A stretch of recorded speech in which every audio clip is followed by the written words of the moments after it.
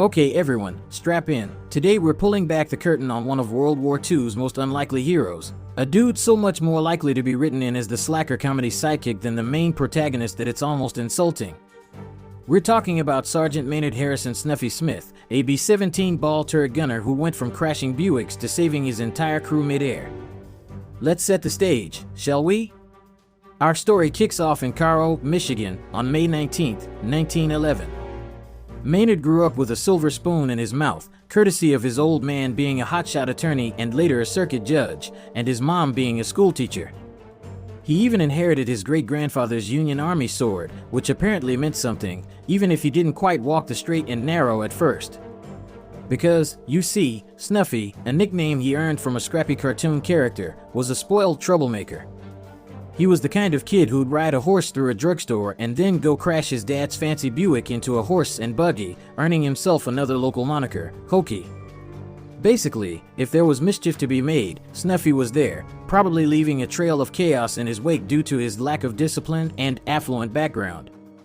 His parents, in a desperate attempt to rein in their general nuisance, shipped him off to Howe Military Academy. Did it work? Nah. He mostly used it to cultivate his self-proclaimed educated philosopher persona, which, let's be honest, probably meant he was just a smartass.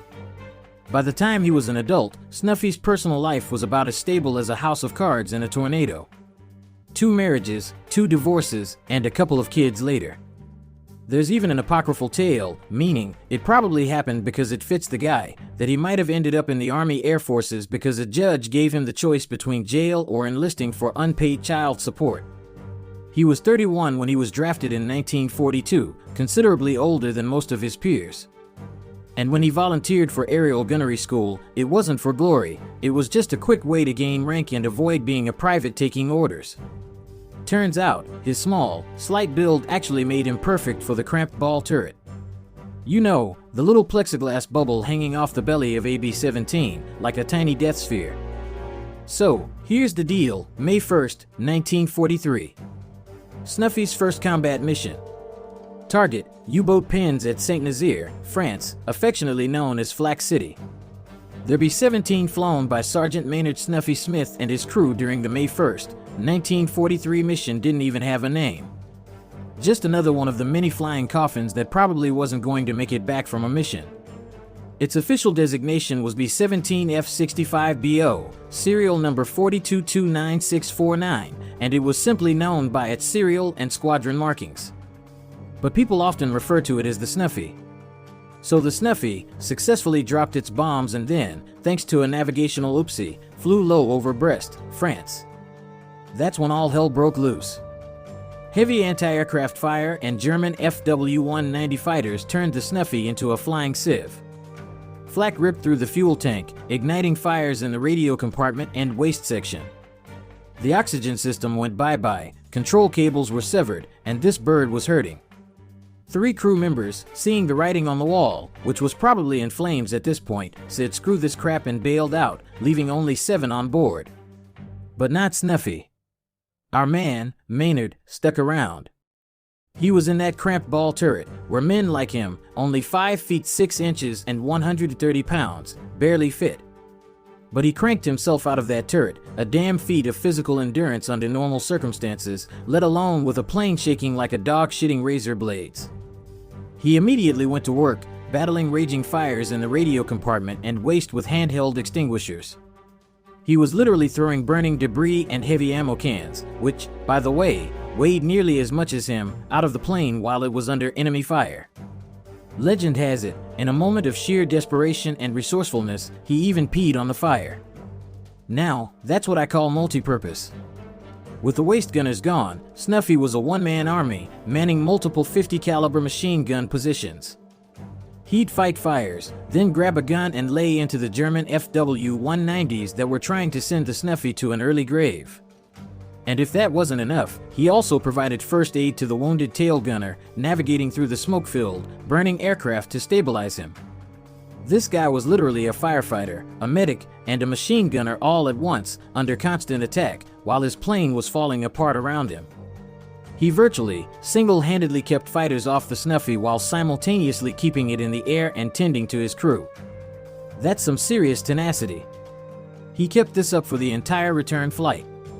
By the time the Snuffy crash landed in England, it was so shot up it had over 3,500 bullet and shrapnel holes, its fuselage melted and weakened to the point where it broke in half on impact. But thanks to Snuffy's relentless, unglamorous, and absolutely insane efforts, all 6 surviving crew members made it out alive. His pilot, Lieutenant Johnson, later swore in an affidavit that Snuffy was solely responsible for the return of the aircraft and lives of everyone aboard. For his extraordinary heroism, Sergeant Maynard H. Snuffy Smith was awarded the Medal of Honor on July 16, 1943, becoming the first enlisted member of the U.S. Army Air Forces to receive such an honor. He also got the Air Medal, because why not? After that, his high-profile status got him reassigned to non-combat duties, probably because the brass realized this guy was too valuable or too much of a wild card to risk losing. He still managed to rack up some minor disciplinary issues, allegedly for insubordination or pranks, which honestly tracks perfectly with his pre-war spoiled troublemaker energy. When the war finally wrapped up, Snuffy was honorably discharged in May 1945. He went back to civilian life, working first as a clerk, then an insurance agent. Not exactly the high-flying career you'd expect from a Medal of Honor recipient, but then again, Snuffy always had a penchant for the unremarkable. He got married a 3rd time, had 2 more kids, but his pattern of unstable relationships and lack of commitment to family responsibilities continued. The man who saved an entire B-17 crew still struggled to maintain a stable home life.